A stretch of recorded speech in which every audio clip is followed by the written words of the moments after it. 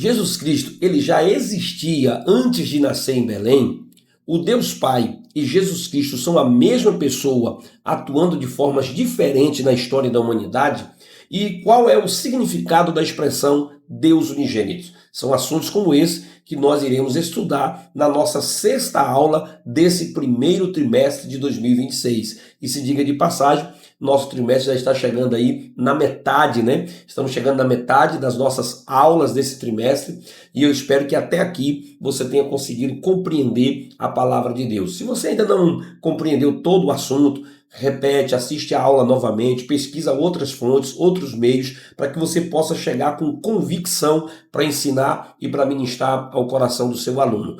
A revista CPAD já está disponível também a nova revista, né? E nós já estamos por dentro aqui dessa nova revista, que é Lições Bíblicas, Homens dos Quais o Mundo Não Era Digno. Tá aqui, essa é a capa da nova revista. Ela vai tratar sobre o legado de Abraão, de Isaac e Jacó. Serão 13 lições, onde nós iremos nos aprofundar na história do livro do Gênesis. Então é muito importante que você já comece a se preparar aos poucos, não perde o foco da nova revista. Nós já estamos aqui preparando no nosso canal já alguns materiais, né, focados no livro do Gênesis, para trazer bastante explicações e conteúdos para que a gente possa complementar aqui e passar para você aquilo que você precisa. Então serão 13 aulas, onde nós iremos mergulhar na vida de Abraão, de Isaac e de Jacó. Então o trimestre está dividido aí em alguns temas, né, algumas aulas sobre Abraão, depois mais uma quantidade de aulas sobre a vida de Isaac e por último sobre a vida também de Jacó, e fechando a última aula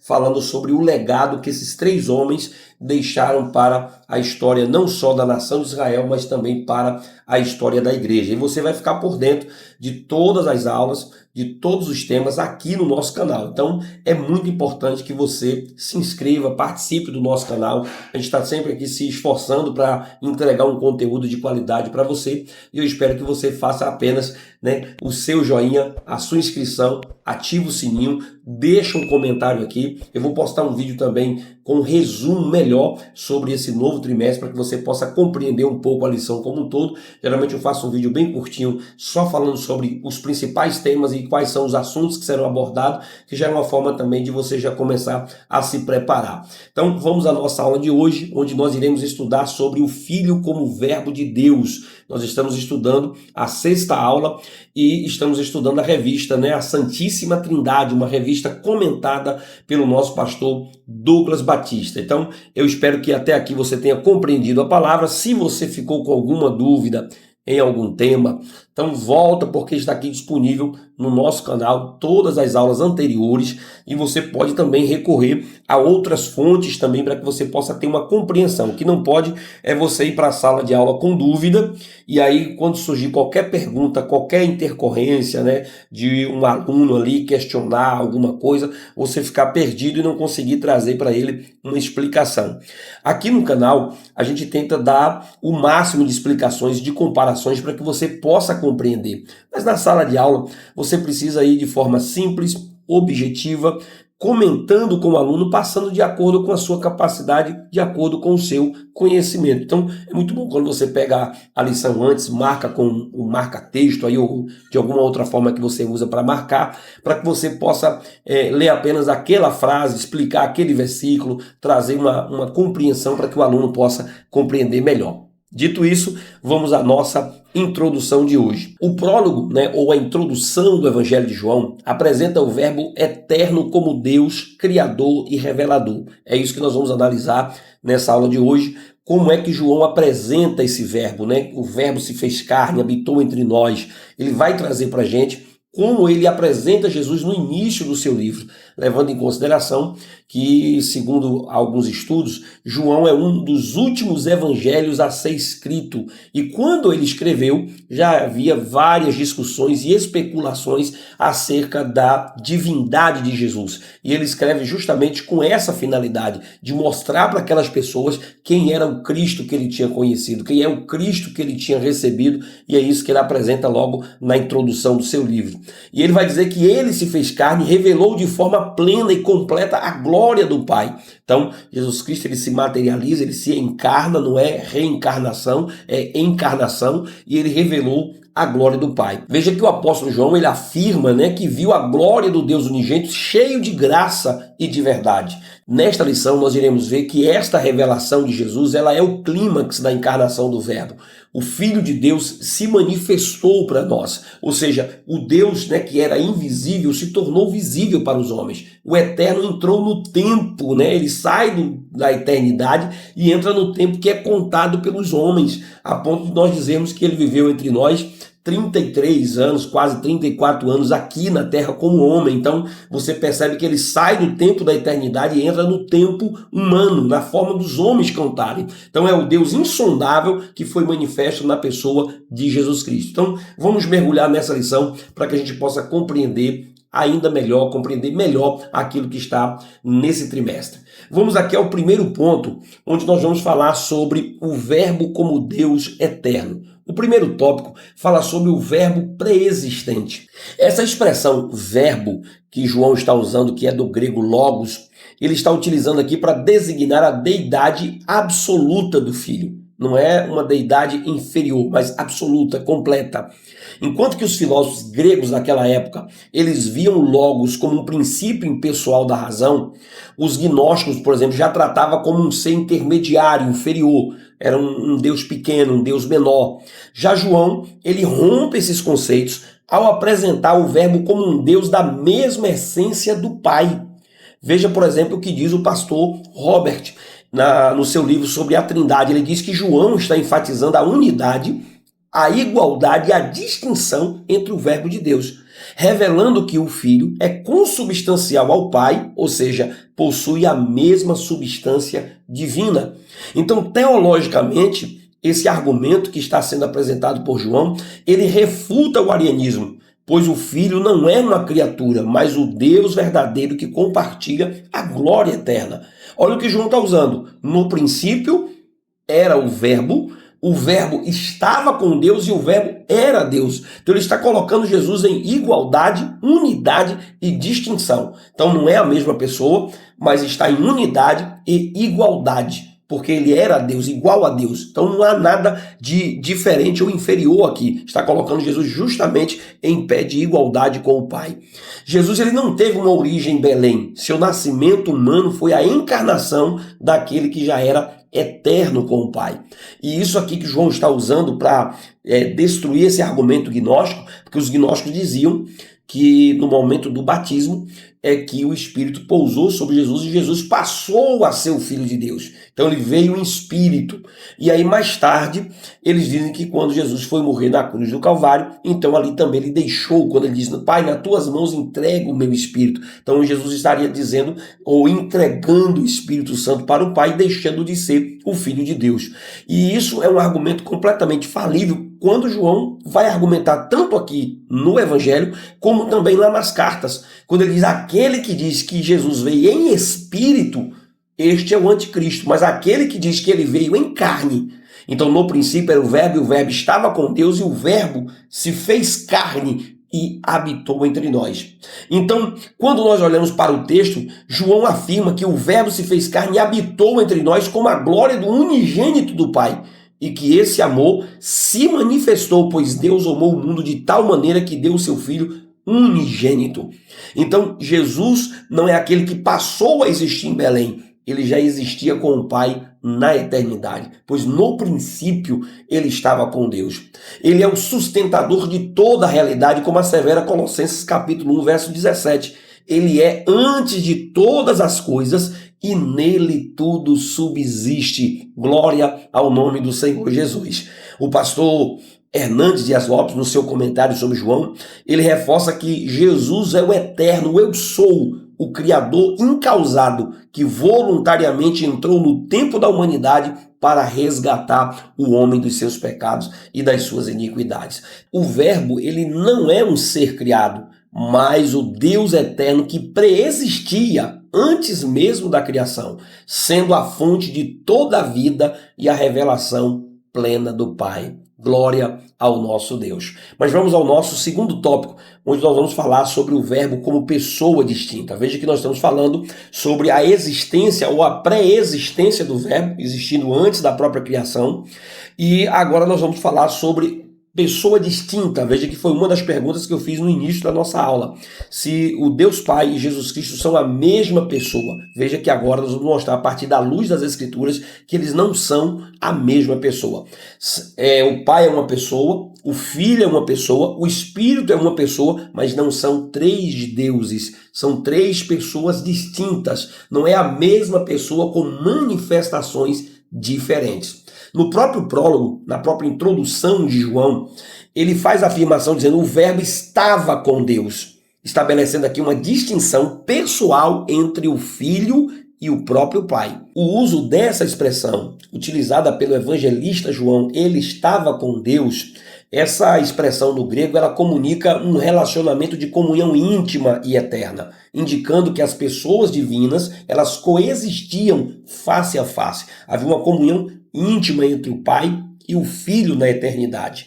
O próprio pastor Hernandes Dias Lopes, no seu comentário sobre João no Novo Testamento, ele diz que essa construção indica uma propensão mútua em unidade de essência, provando que, embora o verbo seja Deus, ele possui uma identidade pessoal e distinta da do Pai. Ou seja, não é a mesma pessoa. São duas pessoas distintas coexistindo na eternidade. Então, teologicamente, isso fundamenta o monoteísmo trinitário, onde a unicidade de Deus, conforme Deuteronômio capítulo 6, verso 4, não é uma unidade monolítica, mas uma unidade composta e dinâmica, que permite a pluralidade de substância.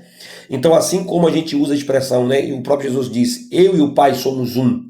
Assim também como a gente diz que o marido e a mulher se tornam uma só carne, é chamada de unidade composta e dinâmica. Então é isso que Jesus ele é com o Pai. Então essa verdade bíblica, ela refuta categoricamente o modalismo ou sabelianismo, que é uma heresia que alega ser o Pai, o Filho e o Espírito Santo mero modos ou formas sucessivas da manifestação de um Deus unipessoal. Eu mesmo às vezes já me confundi com essas explicações, porque às vezes elas parecem explicar a Trindade, mas elas apenas negam as três pessoas da Trindade. Quando você olha, por exemplo, eles dizem assim, que o Pai, o Filho e o Espírito Santo são a mesma pessoa, apenas atuando em tempos ou se apresentando de forma diferente. E aí usa até aquela ilustração, que é o mesmo homem, que ele é, por exemplo, um pai. Esse mesmo homem também é filho de alguém e esse mesmo homem também é neto de alguém. Então é a mesma pessoa com três funções ou especificações ou manifestações diferentes. Mas isso não explica a Trindade. Porque como é que a gente usou até nas aulas passadas falar sobre isso? Como é que Jesus orava para ele mesmo? Dizendo: Pai, não seja feita a minha vontade, mas a tua vontade. Então era ele mesmo dialogando com ele mesmo. Então estaria mentindo para os seus seguidores. Quando ele estava na cruz, ele diz: Pai, nas tuas mãos eu entrego o meu espírito. Estaria ele entregando o espírito para ele mesmo? Então não é a mesma pessoa. São três pessoas distintas, porém um só Deus, que é uma unidade composta e dinâmica. O próprio pastor Douglas Batista, ele diz que no seu livro A Santíssima Trindade, ele diz que a Trindade revela pessoas realmente distintas, mas não separadas, que compartilham a mesma essência indivisível, a mesma matéria, a mesma essência. A Escritura ainda confirma que o Filho não passou a existir na encarnação, mas ele é coexistente com o Pai desde a eternidade. Ele estava no princípio com Deus, em João capítulo 1, verso de número 2. A centralidade dessa distinção e coexistência eterna é confirmada na própria oração sacerdotal de Jesus Cristo. Está em João capítulo 17, verso 5. Glorifica-me em tu, ó Pai, junto de ti mesmo, como aquela glória que eu tinha contigo antes que o mundo existisse. O pastor Robert, ele diz que essa passagem aponta para uma interação pessoal e um diálogo dentro da própria divindade que antecede ao próprio tempo. Então está aqui Jesus conversando com o próprio Pai. Então ele estaria conversando consigo mesmo? Então não tem como explicar termos ou versículo como esse, você acreditando apenas em modos de apresentação da Trindade. Portanto, o Pai e o Filho são um em essência, mas distintos em substância pessoal, mantendo o relacionamento de amor e glória que não teve início e jamais terá fim. E eu posso concluir esse tópico dizendo: o Verbo é uma pessoa distinta e coeterna que desfruta da plena comunhão, face a face com o Pai, desde o princípio da unidade da Trindade. Glória ao nome do Senhor Jesus. Mas vamos ao nosso terceiro tópico. O Verbo é da mesma essência do Pai. No versículo de abertura do seu evangelho, João revela que o Verbo era Deus. João capítulo 1, verso 1. Teologicamente, há uma ausência aqui do artigo definido antes da palavra Deus, que é a palavra Theos, que no grego não sugere que Jesus seja um Deus, com D minúsculo, inferior ou criado, mas enfatiza a natureza divina e a qualidade essencial do verbo. O próprio pastor Douglas, ele diz que essa construção gramatical ratifica ou confirma a deidade absoluta do Filho, esclarecendo que o verbo compartilha da mesma essência, substância divina que o próprio Pai. Então, negar essa igualdade substancial seria cair em heresias como o arianismo, que tenta reduzir Cristo a uma criatura. É apenas o Filho de Deus, mas um Deus limitado, um Deus inferior. Só que Jesus possui a mesma deidade do Pai, o que é confirmado em suas próprias palavras em João capítulo 10, verso 30, quando ele diz: eu e o Pai somos um, indicando uma unidade de essência e poder. Ele é a revelação perfeita do Pai, como diz João capítulo 14, verso 9. Quem vê a mim, vê também o Pai. O pastor John Wesley, ele declara que o Filho possui deidade suprema, independente e eterna, sendo a palavra que o Pai gerou desde a eternidade e por quem todas as coisas foram criadas. Então, por ser Deus em sua totalidade, o Verbo é tal qual o Pai, eterno também. João capítulo 1, verso 2. Ele estava no princípio com Deus. Ele também é o agente criador, está aí no versículo de número 3. Todas as coisas foram feitas por ele e sem ele nada do que foi feito se fez. Então essa expressão, o Verbo era Deus, ela assegura que Jesus não é apenas um reflexo da divindade, mas é o próprio Deus visível que se manifestou para que nós tomássemos o conhecimento do Deus Pai. O pastor Robert, no seu livro A Trindade, ele diz que Cristo está incluído na identidade singular do Deus único, sendo a presença encarnada de Jeová no mundo, se manifestando para que nós tomássemos o conhecimento. Ele é o resplendor da glória divina, em quem, conforme Colossenses capítulo 1, verso 15 e capítulo 2, verso 9, diz que habita corporalmente toda a plenitude da divindade. Oh, glória ao nome do Senhor. Então essa verdade, querido, ela é o fundamento da fé cristã. O Verbo é consubstancial ao Pai, possuindo toda a majestade e atributos que pertencem exclusivamente ao único Deus verdadeiro. E eu posso resumir esse ponto dizendo que Jesus Cristo é o Verbo eterno que compartilha a mesma essência do Pai, sendo Deus em sua totalidade em poder e glória. Aleluia, glória ao nome do Senhor. Mas vamos ao nosso segundo ponto, falando sobre o Verbo como Criador. E nós vamos aqui ao nosso primeiro tópico, onde nós vamos falar sobre o agente da criação. A Escritura, ela estabelece que a criação ela é uma prerrogativa exclusivamente de Deus.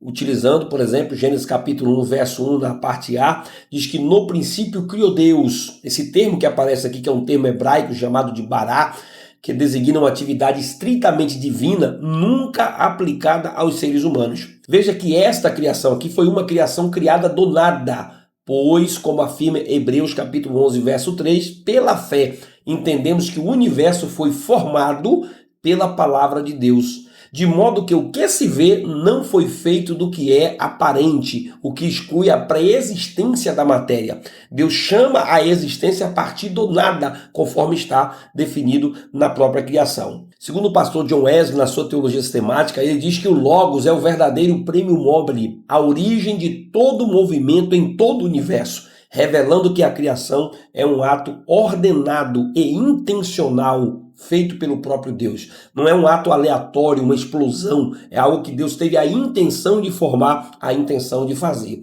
E João, ele identifica Jesus como um agente ativo e mediador dessa criação, declarando em João capítulo 1, verso 3, dizendo: todas as coisas foram feitas por intermédio dele, e sem ele nada do que foi feito se fez. Então essa construção enfatiza que o verbo não é parte do mundo criado, mas seu autor, ratificando sua divindade e sua preexistência completamente absoluta. Então, teologicamente, a criação ela é uma obra cooperativa da Trindade. O Pai planeja e pronuncia, as palavras criadoras, enquanto o Filho as executa. O próprio pastor Stanley Orton diz isso. Jesus é o originador, sustentador e o fim, o telos da criação, sendo aquele por meio de quem o Pai trouxe à existência o contínuo de espaço e tempo. A centralidade de Cristo no cosmos é reafirmada também em Colossenses capítulo 1, verso 16. Nele foram criadas todas as coisas, nos céus e sobre a terra, as visíveis e as invisíveis. E em Hebreus capítulo 1, verso 2 diz: Deus nos falou pelo Filho, por quem também fez o universo. Então você percebe que a própria Bíblia, em vários textos, confirma que Jesus é também o agente da criação. Esteve na criação, estava na criação e a criação foi feita por ele, porque sem ele nada do que foi feito se fez. Como explica o próprio pastor Douglas, ele diz que o Filho é o intérprete supremo do Pai, possuindo a mesma natureza e atributos, o que o qualifica como o único agente capaz de manifestar a glória de Deus através do universo criado. Então, portanto, negar Cristo como Criador é comprometer a própria base do Evangelho e a eficácia da salvação. Quando nós negamos que Jesus é também Criador, é também Deus, nós estamos negando a própria base do Evangelho, a própria base da nossa salvação. Então eu posso concluir esse ponto dizendo que Jesus Cristo é o Verbo eterno e o agente soberano que trouxe o universo à existência do nada, revelando que toda a criação subsiste por sua vontade e também para a sua glória. Aleluia, glória ao nome do Senhor. Vamos ao nosso segundo tópico, falando sobre a fonte da vida. O apóstolo João, ele enfatiza a natureza vital de Jesus quando ele diz no verso 4, nele estava a vida, referindo-se ao Verbo eterno como o princípio animador de tudo que existe. Segundo o próprio pastor Douglas Batista, essa declaração aponta para a seidade divina, ou seja, que é a doutrina que Cristo possui vida em si mesmo e não depende de nada e nem de ninguém para existir. Ele existe por si só. Teologicamente, isso significa que o Verbo é a fonte absoluta e originária de toda a vida, seja ela a vida biológica, seja a vida espiritual ou a própria vida eterna, garantindo a salvação daqueles que creem, conforme 1 João capítulo 5, verso 11. E o testemunho é esse, que Deus nos deu a vida eterna e esta vida está em seu Filho, Jesus Cristo, o nosso Senhor. Então a autossuficiência do Verbo é um atributo exclusivo da divindade, diferenciando das criaturas que dependem de Deus para respirar e para subsistir, conforme Atos capítulo 17, verso 25. Então Jesus, ele possui vida em si só, e todos aqueles que creem no Filho recebem esta vida. É isso que a palavra nos ensina. Então Jesus Cristo, ele compartilha da mesma substância divina do Pai, conforme ele mesmo afirmou em João capítulo 5, verso 26, porque como o Pai tem a vida em si mesmo, assim deu também ao Filho ter a vida em si mesmo. O próprio pastor Stanley explica isso dizendo que essa procedência, do Filho em relação ao Pai é um ato eterno e necessário, onde o Filho possui a deidade de forma absoluta e de forma independente. Glória ao nome do Senhor Jesus. O pastor John Wesley, explicando sobre esse assunto, ele diz que o Verbo é o verdadeiro princípio de todo movimento e vida no universo, sendo a fonte de toda a vida que o ser humano possui ou possa possuir. Não há vida fora do Filho, não há vida fora de Deus. Essa vida eterna, ela é imutável e ela aponta para a unidade da essência entre as pessoas da Trindade, validando declarações que o próprio Jesus deu, dizendo: eu e o Pai somos um. O pastor Hernandes, no seu livro sobre João, ele confirma que Jesus é o eterno eu sou, o Deus que possui a vida espiritual, o chamado Zoe, em abundância, e ele transmite aos seus seguidores, aos seus filhos. Portanto, querido, quando nós reconhecemos que o Verbo é a fonte de toda a vida, isso é fundamental para a nossa fé, pois nele habita a plenitude da divindade. É nele, em Cristo que habita, que sustenta a criação, que redime a humanidade, que tira o homem do seu pecado, da sua vida caída e traz para a vida eterna. Pois a Bíblia diz que o salário de quem peca é a morte, mas o dom gratuito de Deus é a vida eterna em Cristo Jesus, o nosso Senhor. Então eu posso fechar esse tópico dizendo que Jesus Cristo é a vida autoexistente e eterna, a fonte inesgotável que sustenta o universo e vivifica a alma humana por meio de sua comunhão divina. Ele é o caminho, a verdade e a vida, e ninguém vem ao Pai se não for por ele. Mas vamos ainda ao nosso terceiro tópico, falando sobre a luz dos homens. A Escritura afirma que a vida era a luz dos homens. João capítulo 1, verso 4, da parte B. Aqui está estabelecendo que o Verbo não é apenas uma fonte de existência biológica, mas também de iluminação moral e espiritual para o ser humano. O pastor Douglas, ele diz que essa metáfora de luz simboliza o caráter santo de Deus, pois Deus é luz e nele não há trevas nenhuma. Então, quando nós falamos que Jesus ele é a luz dos homens, que ele é luz, estamos falando que ele é o Deus luz, que é o Deus que reflete o seu caráter, a sua moral, a sua santidade nos seus seres criados, nos seres humanos criados. Jesus, portanto, querido, ele é a luz verdadeira, conforme João capítulo 1, verso 9, a luz arquetípica e original que contrasta todas as manifestações imperfeitas e pecaminosas do mundo. E eu posso fazer uma comparação aqui com você. Quando a gente trabalha em construção civil, as pessoas geralmente, os pedreiros ali, os pintores, na verdade, acabam aplicando massa corrida, aplicando a massa na parede. E aí geralmente eles usam uma luz, pega uma lanterna, uma luz e coloca colada na parede. E aí você vê pelo raio da luz se aquela parede tem muitas imperfeições, se aquela massa está ficando bem aplicada e está trazendo um nivelamento. Então aquela luz ela revela as imperfeições que estão naquela parede. Mais ou menos isso que João está tentando dizer para nós, que Jesus ele é a luz verdadeira. Nele, ele reflete todas as imperfeições, ele mostra a situação que o mundo está, o mundo caído. A luz de Cristo, ela reflete e ela consegue trazer isso para nós. Então o próprio pastor John Wesley diz que Cristo atua como uma luz que abre e ilumina os olhos do entendimento, removendo o véu que o pecado lançou sobre o coração do ser humano. Como a luz do mundo, Jesus declarou: eu sou a luz do mundo, e quem me segue não andará em trevas. Ele exerce a função de dissipar a escuridão espiritual, iluminar os perdidos e revelar a malignidade do pecado, a malignidade que existe enraizada no coração dos homens. O próprio evangelista João, capítulo 3, verso 19, diz o seguinte: a luz veio ao mundo e os homens amaram mais as trevas do que a luz. E por que isso? Porque as suas obras eram completamente más. Então, quando Jesus chega, ele revela a qualidade das nossas obras, ele revela os nossos defeitos, ele revela a nossa vida. E aí, quando a gente escolhe ser revelado nessa luz, a gente procura se aproximar de Deus e se conserta. Senão, acaba querendo rejeitar Jesus, como o próprio João está dizendo aqui, que muitos rejeitam ele.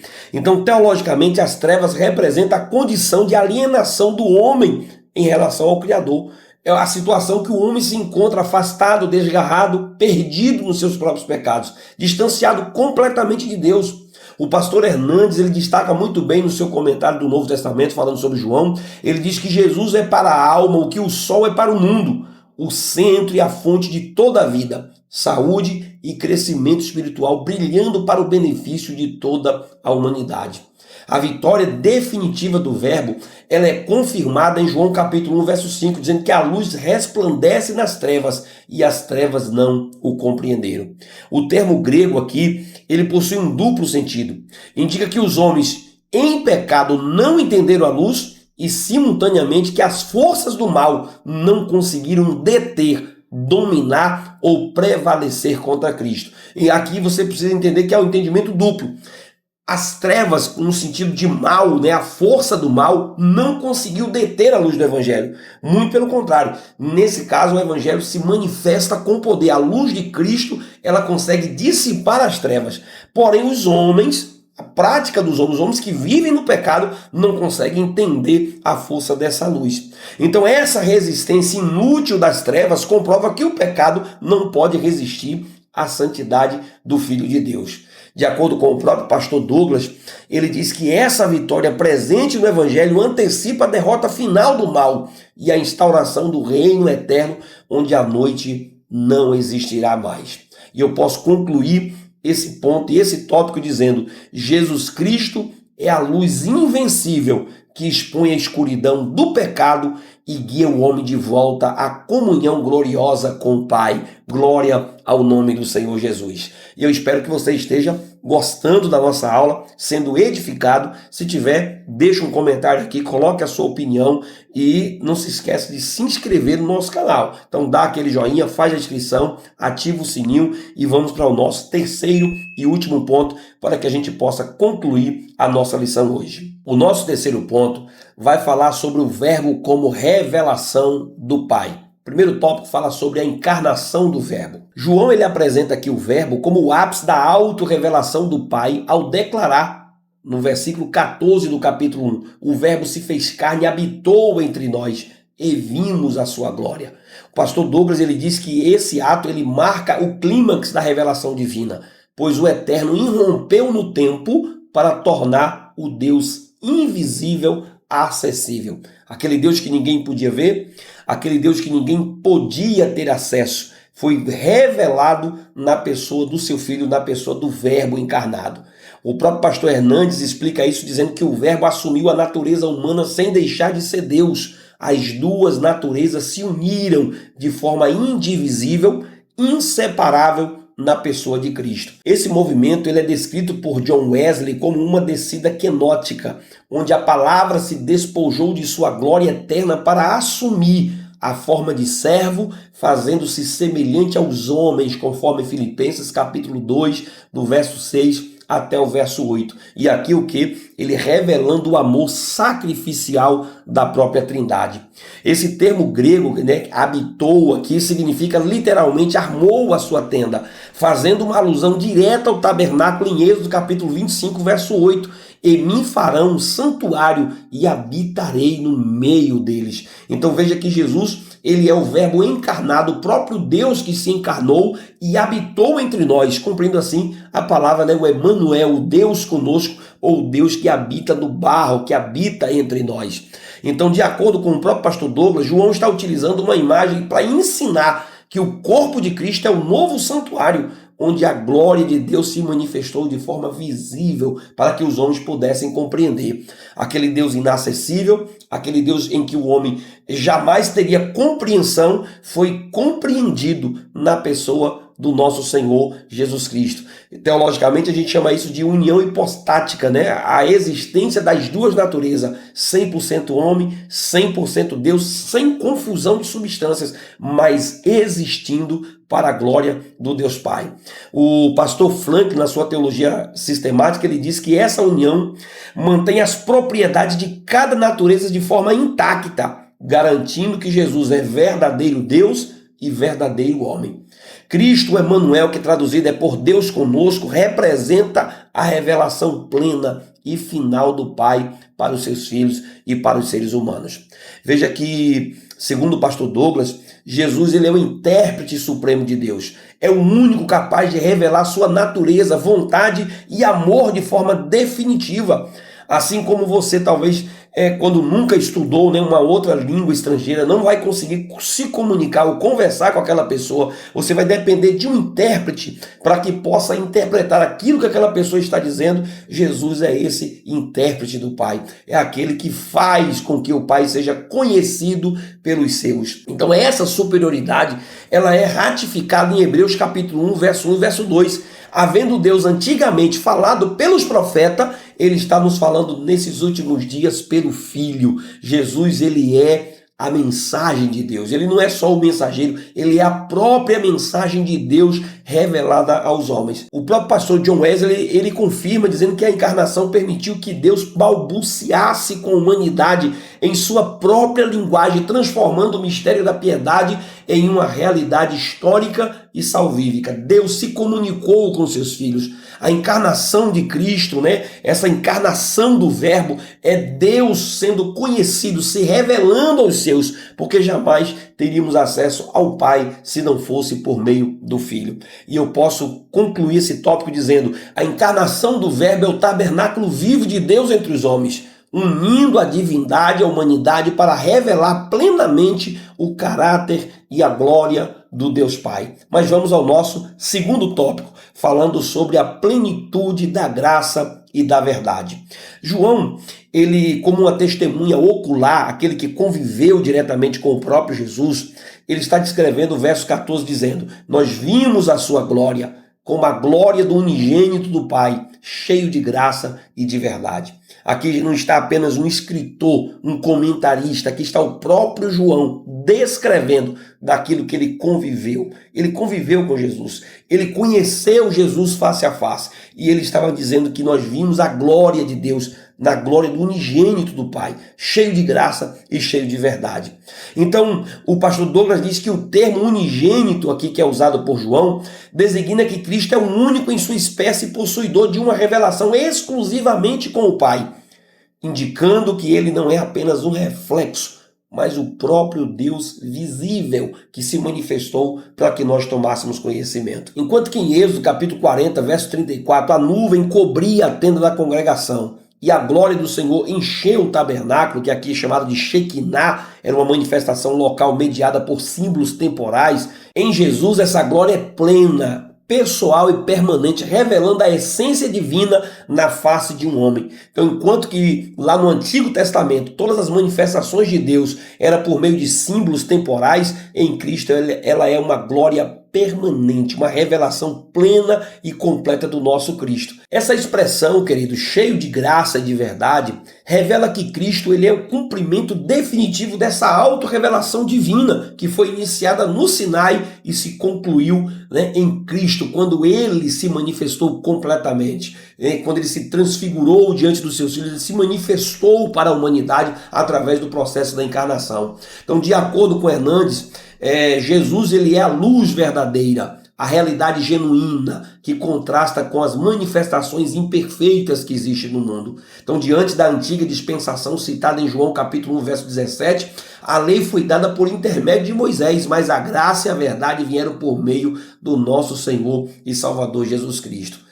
A lei, ela servia para revelar o pecado, enquanto Cristo encarnado é a própria provisão salvadora. Eu já vi uma comparação e eu procuro me limitar a não dar tantas comparações nas minhas aulas, né, nos meus comentários, porque toda comparação ela tem os seus limites, ela é limitada. Mas eu já vi uma explicação muito boa sobre essa questão da lei e da graça quando você se depara diante de um espelho. Veja que o espelho, quando você está diante dele, ele consegue apontar os seus pecados, os seus erros, vamos assim dizer, né? Se você tiver com o cabelo despenteado, se você tiver com alguma coisa, um borrão, uma sujeira no seu rosto, o espelho consegue te mostrar isso, mas ele não consegue te limpar. Ele mostra, mas não consegue efetuar o processo. Mas se você olha abaixo do espelho, você encontra uma pia com água, né? Então você consegue pegar aquela água e tirar aquela sujeira que o espelho está apontando. Então é mais ou menos isso que esse texto nos revela, que a lei servia para revelar o pecado. Ela apenas apontava o pecado do homem, mas jamais conseguia tirar o pecado do homem. Jamais conseguia limpar o pecado do homem. Mas a água, quando você reflete o seu rosto na água, você tem a água também para que você possa limpar o seu próprio rosto. Então é isso que é o efeito da graça. Então, teologicamente, ele não apenas comunica esses atributos, mas ele é a própria personificação deles, conforme declara João: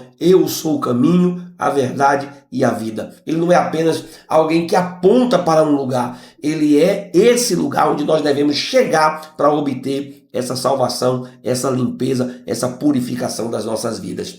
Então essa revelação, ela é uma oferta universal e ela continua, porque ela garante a eficácia da redenção.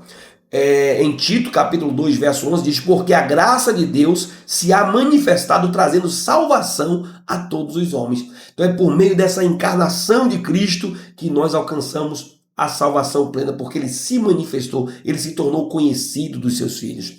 E o pastor Douglas confirma muito isso, dizendo que na encarnação o Deus insondável se tornou acessível, ofertando graça sobre graça a todos os homens, conforme João versículo 16. Como bem explica aqui o pastor John Wesley, que Cristo é o mediador que nos capacita a conhecer o Pai através da sua própria natureza. Ele capacita o homem para que o homem possa ter acesso ao próprio Deus. Ele não só revela Deus, como ele também acaba sendo aquele que nos capacita. Ele transforma o temor que nós temos da santidade divina em um relacionamento, comunhão íntimo, numa participação na vida eterna. Veja que quando Moisés foi se comunicar ali com os hebreus, né, com os israelitas ali no monte, a Bíblia diz que quando Deus falou, eles pediram para que Deus não falasse. Deus falasse com Moisés e Moisés falasse com eles, porque eles não suportavam, eles tinham temor da santidade de Deus. E hoje nós temos esse livre acesso através de Cristo Jesus. Eu posso concluir esse tópico dizendo que Jesus Cristo é a exegese viva do Pai, a explicação viva do Pai, que substitui as sombras da lei pela realidade plena da graça e da verdade eterna. Mas vamos ao nosso terceiro e último tópico, para que a gente possa concluir: o revelador do Deus invisível. No encerramento do seu prólogo ou da sua introdução, João ele estabelece a exclusividade de Cristo como o intérprete de Deus. João capítulo 1, verso 18. Deus nunca foi visto por ninguém. O Filho unigênito é que está no seio do Pai, este o fez conhecer. Ou seja, nós nunca vimos o Pai, mas através de Cristo nós temos acesso ao Pai. E aí Jesus disse: quem vê a mim, vê o Pai. Então essa declaração, ela reafirma que a sua essência, né, Deus é invisível e inacessível ao homem, conforme Êxodo capítulo 33, verso 20 diz: não me poderás ver face a face, portanto homem nenhum verá a minha face e viverá. Em 1 Timóteo capítulo 6, 16 diz: aquele que habita na luz inacessível, a quem nenhum dos homens viu nem pode ver. Segundo o pastor Stanley Orton, na sua teologia sistemática, ele diz que a limitação consciente que Deus impõe à sua revelação reflete sua transcendência, mas ele decidiu romper esse abismo. Por meio de quem? Por meio do seu Filho, tornando o Deus invisível em um Deus cognoscível, um Deus compreensível através da pessoa de Jesus Cristo, o Verbo encarnado. Por isso Jesus é o quê? O revelador do Deus invisível.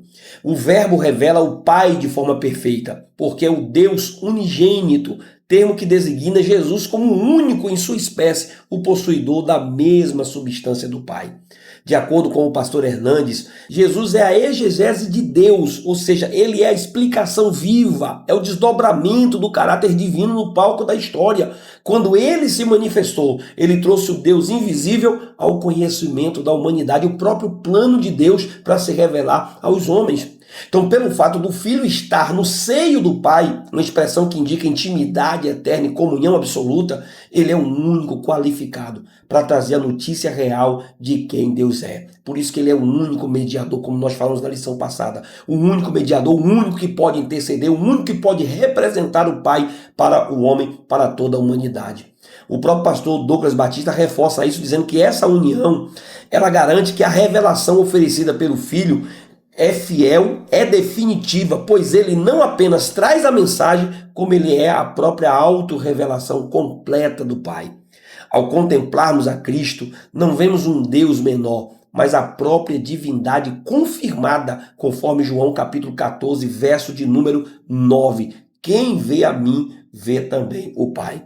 O próprio pastor John Wesley diz que Jesus é o Deus de Deus, luz da luz, cujo nascimento no tempo não diminuiu sua eternidade, mas permitiu que a humanidade percebesse a glória divina através de uma personalidade humana.